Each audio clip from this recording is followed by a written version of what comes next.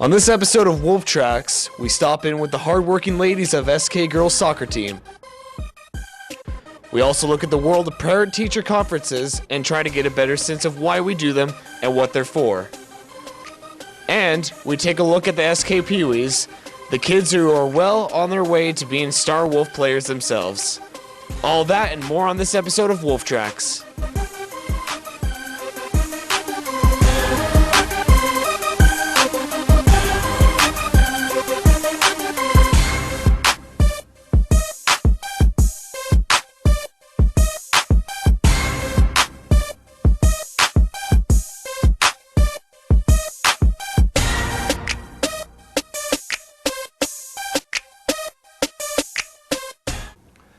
Good evening and welcome to Wolf Tracks, the only show on television about tracking wolves. Probably. I'm Cameron Brown, and this is my co-host, Silent Josh. Josh actually can speak, but let's just say he lost a bet.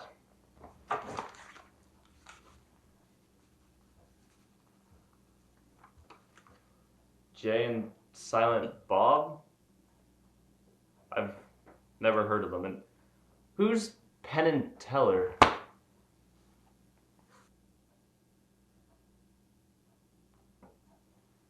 Anyways, let's start our first video with a look at the girls' soccer team, who recently wrapped up a very successful season here at South.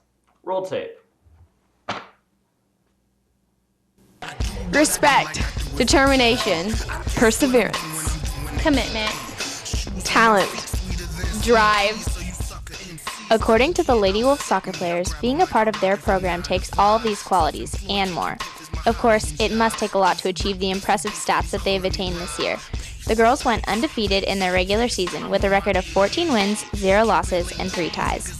So far, 13 of the girls have contributed goals to outscore their opponents 54-8, showing incredible depth all over the field. Most games we played 17 or more players. We had just a couple games we went down to playing 15 players, but really with a roster of 21 players most of the season, 22 for playoffs, we really showed our depth by playing our whole team, which was able to keep us fresh, keep us healthy, and go into the playoffs with only 1 injury out of 22 girls, which also is pretty impressive, I think. So really a fantastic year of girls who possess the ball all over the field.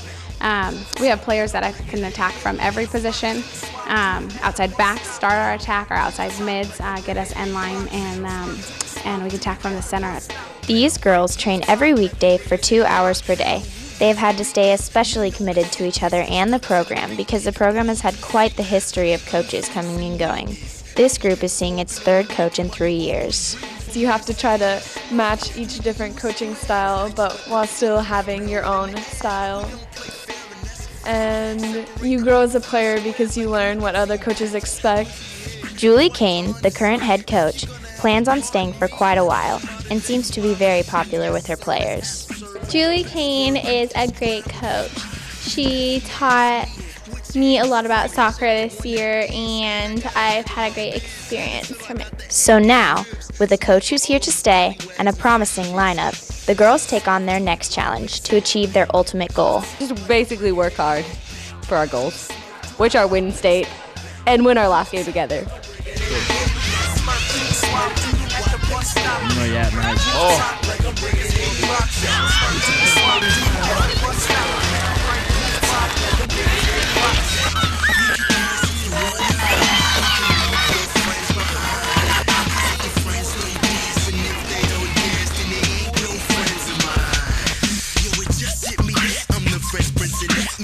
That's it. Thank you. Welcome back, and congratulations to the girls' soccer team. During that last tape, I told Josh here to give me the name of our next video. But due to his lack of a voice, he has been forced to act it out. And I have yet to figure it out. Josh, I thought you were an actor. Quit acting so stupid. Why don't you just play along?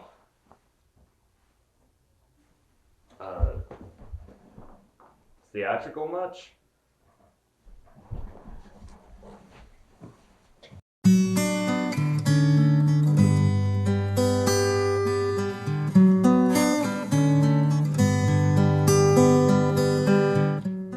not big on plays, you're not familiar with theaters other than here at South. But if you don't know about the Intermon Theatre in Seattle, you're missing out. Intermon is a little theater located between the Seattle Repertory Theater and McCaw Hall. It began focusing on classic plays and later branched out to include new plays from emerging artists. I'm the group sales and promotions manager here at Intermon Theatre. At any given time, Intermon may employ all the way up to 150 employees depending upon how large our show is. We do 5 shows per season. One of Intermon's recent plays, Abe Lincoln in Illinois, is a story paralleling the life of Abraham Lincoln as he rises to the President of the United States. We gained democracy, and now there is a question as to whether it is fit to survive. You're an honest man, Abe Lincoln. Well, there isn't a man, Jack, in this community that isn't fond of you. You're precisely the type of man we want. All of the wigs and beards worn by the actors are made by hand, and a large amount of work and time goes on in such a process.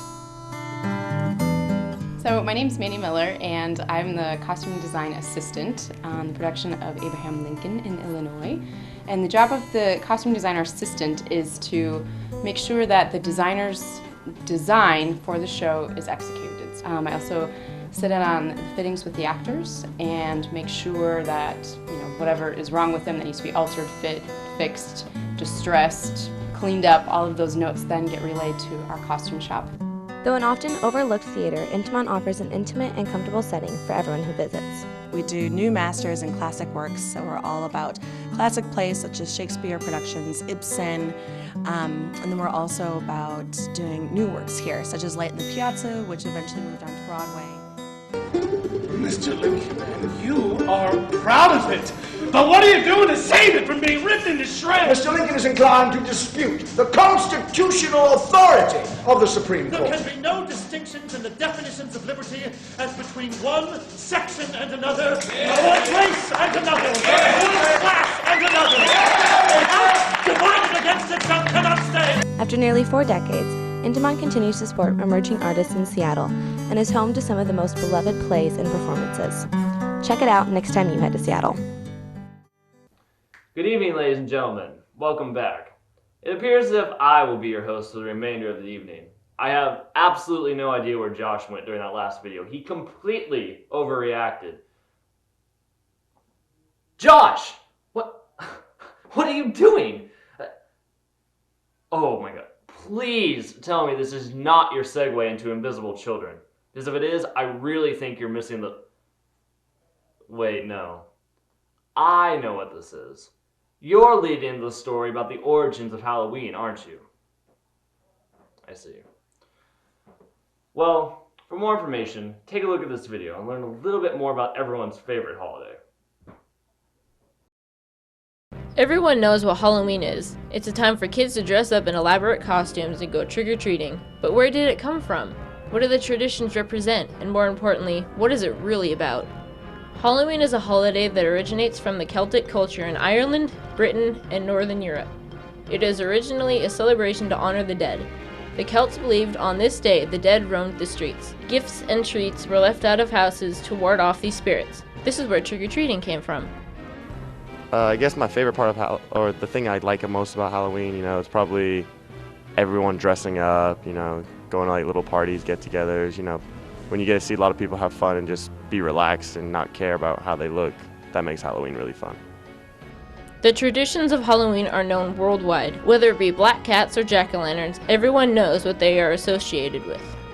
But according to the Celts, they represent something more than just the holiday. Of course, skeletons represent the dead. Dressing up in costumes comes from the belief that spirits would turn into witches, demons, and other creatures to become alive and roam the streets. Jack-o'-lanterns originate from the old folktale called Stingy Jack, which is a tale about a man who pulls a prank on the devil and is forced to roam the earth for all eternity with only a hollowed-out turnip and a candle to light his way. So what do people think Halloween is really about? I believe Halloween is supposed to be the rising of the dead. It started out with the spirits would rise and torment the mortals, and so we had to dress up in scary costumes so that way they would believe that we were one of them. But nowadays it's sort of turned into just a fun little kid affair where they dress up in cute costumes and go around to get candy. As you can see, Halloween has somewhat lost its original purposes and origins throughout the years. Alright, Casper, if you could take the transparency theme to a less literal level, I would like to talk about the 50 for 50 program that we just had here at South to sponsor the Invisible Children program. Here, take a look at this.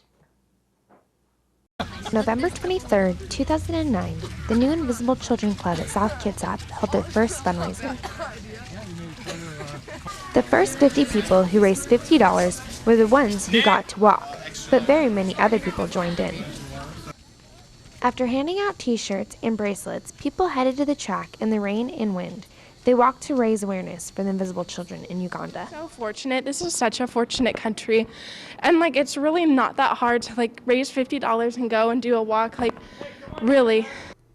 You may be asking, what is Invisible Children? Invisible children are the kids in Uganda who walk every single night to sleep under one roof to protect themselves from the LRA, which is an army that abducts kids from 6 to 14 years old and forces them to kill. Knowing that they don't really have a lot of what we have, and I wanted to help them and make sure that they have a future of since they don't have anything, I want them to have a future and not be soldiers and everything. Achieved everything we need because we're starting by raising some awareness, and this is a symbolic walk. But we're also starting by raising some money so that we can now raise the awareness of our entire school. We'll get at least 20 new copies of the video. We'll get shirts made that we can buy really cheap. I wanted to give something back, to the school and do something positive for the community. I feel bad for all the little kids out there that are getting put through hard times, and I just want to help them. I feel bad seeing pictures and videos of them going through tough times. All in all, the night went great, even through the wind and the rain.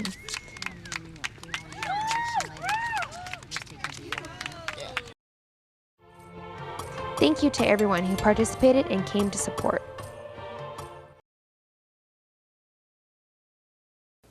Alright, so, Josh, what's our next story?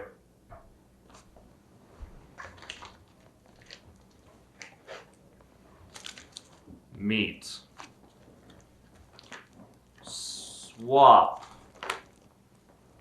Swap meat.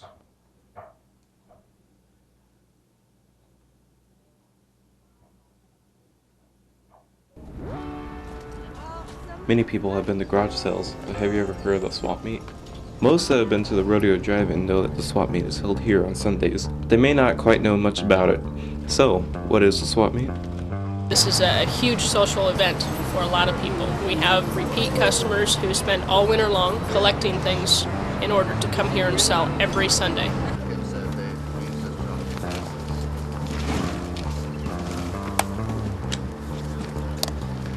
You have Final Fantasy 3? I went to the swap meet myself to check it out. Sellers arrive early to set up and prepare for buyers to arrive at 8. Upon arriving, you can expect to find a lot of familiar faces. A lot of what you have here at the swap meet is the elderly who are retired, who have nothing better to do besides come out and socialize. They're here every Sunday and they're always first and second in line. They're in the same spaces every Sunday. You know who to find when you come out here. Daryl Qualls, we've been selling out here 15, maybe 16 years. Most people have made attending every Sunday a hobby of theirs.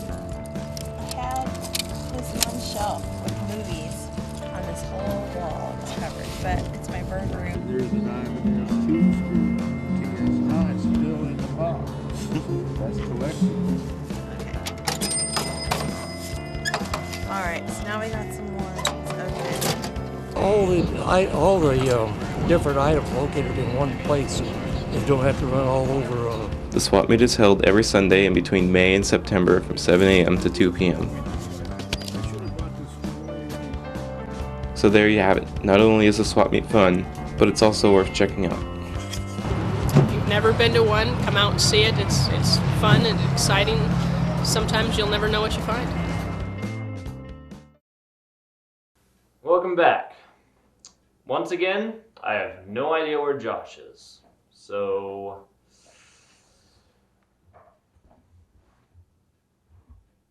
boys and girls. Josh? Josh? Who's Josh? I'm Mr. Squirrel.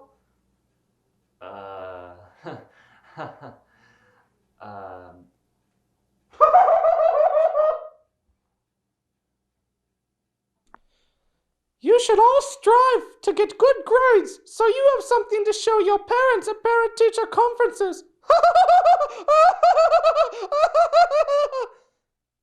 Don't believe me?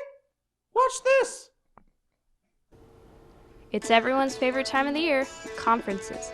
Well, not really, but conferences are a great time for parents, students, and teachers to all get on the same page. For new students or anyone else who needs refreshing, you may want to know how conferences work. First, sign in and go see these lovely ladies. They're your counselors. They will hand you a schedule and any other papers you need. Then go see your teachers, who are located all over the commons, gym, and main hallway. And like all great things, you're gonna have to wait. Some people may think that conferences aren't that important. Here are some student and parent opinions why they are helpful. Well, conferences are an opportunity for parents to talk with the teachers, talk with their students. It's a great opportunity for the parents to meet the teachers, get a feel of what class is like, get a feel of where their student is in the class. Conferences help me because they help me determine where I'm at, especially at midterms, and they give me a good progress report on how the teacher feels I'm doing in that class. Then there are some incentives that unite us all. I like conferences because it gives me an opportunity to see where my son's at in school, because I like to threaten him with the chance of not getting his driver's license if his grades aren't brought up. So it's really nice to have great ammunition. Also, it's really fun to kind of embarrass him as well as we sit next to the teachers, and I can stare him down and be like this. What are you going to do? What's going to happen? What's your plan? How are you going to bring your grades up? He doesn't like when I do that, so I really enjoy doing it. Teachers also have views on the benefits of conferences. Well, this is probably about the 6th year of student conferencing here, and I think the biggest benefit is probably the fact that we can get students up to date on where they are in classes and get some parent support and, I guess, understanding of what we're trying to do. Conferences are helpful to me because I get to meet parents and sometimes learn things about students that I didn't know before. I also get to talk to parents about specific assignments and specific things that I'm doing in my class, which helps me to help students better. Conferences are a way for the community and the students to come in and have a one-on-one introduction with the teachers, sometimes for the first time, as well as a way for students or teachers to be able to outreach to the kids and give really a play-by-play of what they need to be doing in the class and have that just great communication link going on. To help kids get through high school and prepare for their future, because kind of the ultimate goal is college or career, get kids prepared for what they'll do after the not-so-real world of high school. Overall, conferences are a great way to get caught up with grades and assignments, get parents and teachers introduced, and have an opportunity to ask any questions. It may not be the most exciting event of the year, but anything that can help you get on track for your high school years and prepared for post-high school life is definitely worth a couple of evenings a year. And now, children, you know a little bit more about parent conferences. Till next time. Well, that was disturbing. But I guess it's time we moved on to our final video. It's a video about the classic pastime that everyone seems to enjoy, regardless of their age. I am, of course, referring to the sport of Blue 42!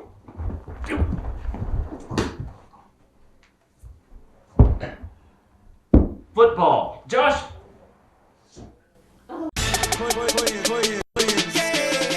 This is the Peewee Football Field Clubhouse, where kids from ages 5 to 14 can play.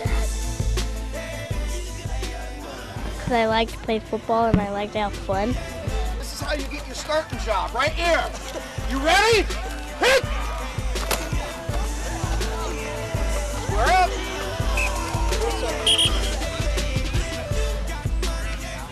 This is a place where kids can go to have fun, meet new friends, and enjoy the game of football. And the coaches tell you good job if you even do a bad job. How do you think?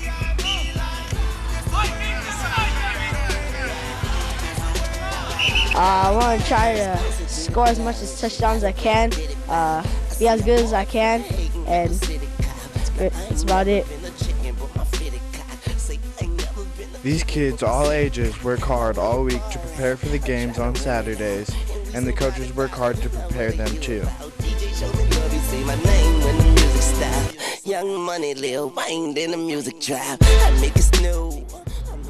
My favorite memory was probably flag football when I started.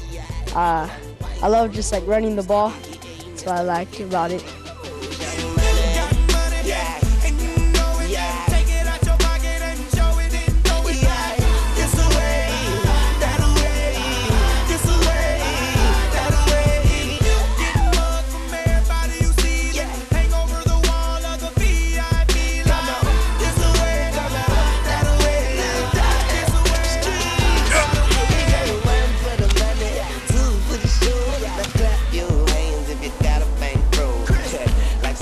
These kids put in all sorts of work, so come down and enjoy them one night on a Saturday if you don't have anything else to do.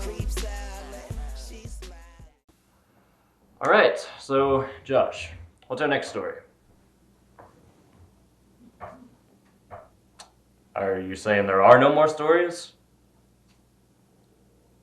Josh says no. So, I guess that's it.